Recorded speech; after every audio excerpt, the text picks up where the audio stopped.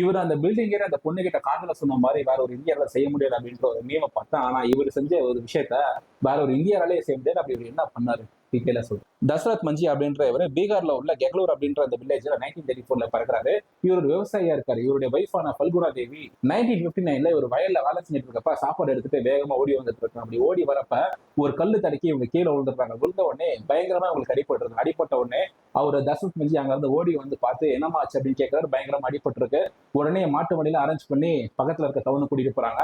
இவருடைய கிராமத்துக்கும் பக்கத்துல இருக்கிற டவுனுக்கும் ஒரு மலை, பெரிய மலை குறுக்குல இருக்கு. அந்த மலையை சுத்திட்டு போகணும் அப்படின்னா 50 கிலோமீட்டர் சுத்தி போனாதான் பக்கத்துல இருக்க டவுனுக்கு போக முடியும். மாட்டு வண்டியில எப்படி 7-8 மணி நேரம் கடந்து பக்கத்துல இருக்கிற டவுன்ல இருக்கிற ஹாஸ்பிட்டலுக்கு போய் பார்த்தா எங்க ஒய்ஃப் அங்க இறந்துருக்காங்க. இந்த சோகம் அவருக்கு பயங்கரமான இம்பாக்ட் ஏற்படுத்திடுது. நம்மளோட ஒய்ஃப் மாதிரி வேற ஒருத்தவங்களோட ஒய்ஃபோ வேற ஒருத்தவங்க பசங்களோ இந்த மாதிரி மலை இருக்கிறதுனால அவங்க இறந்து போக கூடாது அப்படின்னு என்ன பண்றாரு, ஒரு சுத்தியிலையும் ஒரு கம்பி எடுத்துக்கிட்டு இந்த மலையை குடைஞ்சு நான் ஒரு பாதையை உருவாக்குறேன் அப்படின்னு 1960 1960 ஆரம்பிச்ச இவரு 1982 வரைக்கும் 22 வருஷம் மலையை குடைஞ்சிட்டே இருக்காரு. ஒரே நபரா மழை, வெயில், அப்படி புயல் அப்படின்னு என்ன மாதிரியான வெதர் கண்டிஷனா இருந்தாலும் குறைஞ்சு இவர் அந்த மலையில ஒரு வழியை உருவாக்குறாங்க. மவுண்டைன் மேன் ஆஃப் இந்தியா அப்படின்ற ஒரு பேர் இந்தியன் கவர்மெண்ட் இவருக்கு கொடுக்குறாங்க. இவருடைய பேர்ல ஒரு ஸ்டாம்ப் ரிலீஸ் பண்ணாங்க.